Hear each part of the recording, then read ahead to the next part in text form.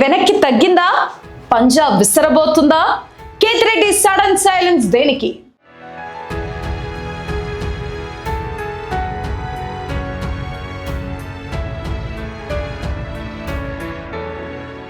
పులి 4 అడుగులు వెనక్కి వేసిందంటే భయపడి కాదు, పంజాబ్ విసరడానికే. రాజకీయాల్లో ఈ డైలాగ్ చాలా ఫేమస్. కానీ ఇప్పుడు ధర్మవరం పాలిటిక్స్ లో సంచలన నేత తీరు చూస్తుంటే ఆయన వెనక్కి తగ్గారా లేక పంజాబ్ విసిరేందుకు రెడీ అవుతున్నారా అన్నది ఎవ్వరికి అంత చిక్కడం లేదు. గుడ్ మార్నింగ్ ధర్మవరం అంటూ జనంతో మమేకమై ఎడ్యుకేటెడ్ లీడర్ గా ఉన్నట్లు కుండబద్దలు కొట్టే ఫైర్ బ్రాండ్ నాయకుడిగా పేరు తెచ్చుకున్న కేతిరెడ్డి వెంకట్రామిరెడ్డి సడన్ గా సైలెంట్ అయిపోయారు. మొన్నటిదాకా ప్రెస్ మీట్లు ఆందోళనతో కూటమి సర్కార్పై నిప్పులు చెరిగిన ఈ మాజీ ఎమ్మెల్యే ఉన్నట్లుండి మౌన ముద్ర దాల్చారు. ఈ సైలెన్స్ వెనుక ఉన్నది సొంత పార్టీ నేతల మధ్య వర్గ పోరాటమా లేక అధిష్టానం వేసిన మాస్టర్ స్కెచ్చా? ధర్మవరం వైసీపీలో అసలేం జరుగుతుంది?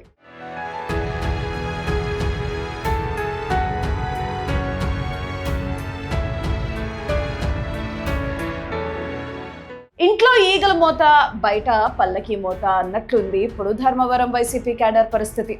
బయట ప్రత్యర్థులతో పోరాడాల్సిన నాయకులు లోపల ఒకరిపై ఒకరు కత్తులు దూసుకుంటున్నారని టాక్ పొలిటికల్ సర్కిల్స్ లో హాట్ టాపిక్ గా మారింది.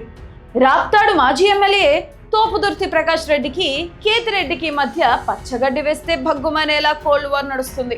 ధర్మవరంలో రాప్తాడు నియోజకవర్గం వైసీపీ పార్టీ ఆఫీస్ ప్రారంభిస్తానని ప్రకాష్ రెడ్డి స్టేట్మెంట్ ఇవ్వడంతో దీనికి కేతిరెడ్డి తనదైన స్టైల్లో ఇచ్చిన కౌంటర్ పొలిటికల్ హీట్ పెంచేసింది.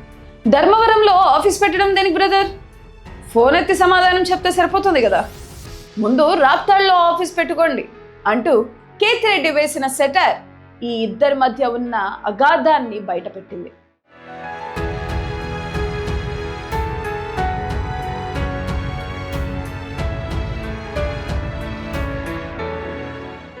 ఈ ఇద్దరి మధ్య గ్యాప్ ఈనాటిది కాదు, 2019 నుంచే వీళ్ళ మధ్య ఆధిపత్య పోరు నడుస్తుంది.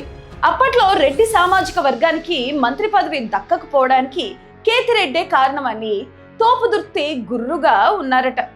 దానికి తోడు ధర్మవరం టికెట్ ను గోరంట్ల మాధవ్ కు ఇప్పించాలని ప్రకాష్ రెడ్డి గట్టిగా ట్రై చేయడం కూడా అగ్నికి ఆజ్యం పోసింది. ఇప్పుడు లేటెస్ట్ గా వినిపిస్తున్న గుసగుస ఏంటంటే కేతిరెడ్డికి చెక్ పెట్టేందుకు ఏకంగా ఆయనకు బద్ధశత్రువైన అంగబలం అర్థబలం ఉన్న మరో మాజీ ఎమ్మెల్యేను వైసీపీలోకి తీసుకొచ్చేందుకు తోపుదుర్తి పావులు కదుపుతున్నారట. ఈ ఇంటర్నల్ పాలిటిక్స్ వల్లే కేతిరెడ్డి సైలెంట్ అయ్యారా అన్నది ఇప్పుడు సస్పెన్స్ గా మారింది. కానీ ఇక్కడ ట్విస్ట్ ఏంటంటే కేతిరెడ్డికి వైసీపీ అధిష్టానంతో ఉన్న బాండింగ్ వేరు. గత ఎన్నికల్లో ఓడిపోయినా రాజకీయాల్లో గెలుపోవటంలు సహజం. అంత మాత్రాన కన్న తల్లి లాంటి పార్టీని వీడుతామా? వైసీపీ 2.0లో మా సత్తా ఏంటో చూపిస్తామంటూ క్యాడర్లో సింహం లాంటి ధైర్యాన్ని నింపిన కేతిరెడ్డిని కాదని అధిష్టానం వేరొకరికి ఛాన్స్ ఇస్తుందా? అంత సాహసం చేస్తుందా అంటే మెజారిటీ క్యాడర్ నో అనే అంటుంది. శ్రీ సత్యసాయి జిల్లా అధ్యక్షుడిగా కేతిరెడ్డికి పక్కాలు అప్పగించాలని అధిష్టానం భావించిన సామాజిక సమీకరణాల వల్ల కుదరలేదు.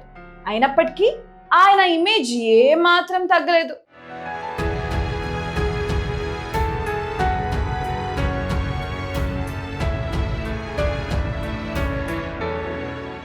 ఒకవైపు అధికార పార్టీ దూకుడు, మరోవైపు సొంత పార్టీ నేతలతో సైలెంట్ వార్. క్యాడర్ మాత్రం అన్నా నువ్వు బయటకు రా, పార్టీని స్పీడప్ చేయి అని కోరుకుంటుంది. మరి కేతిరెడ్డి పొలిటికల్ పద్మ వ్యూహాన్ని ఎలా ఛేదిస్తారు?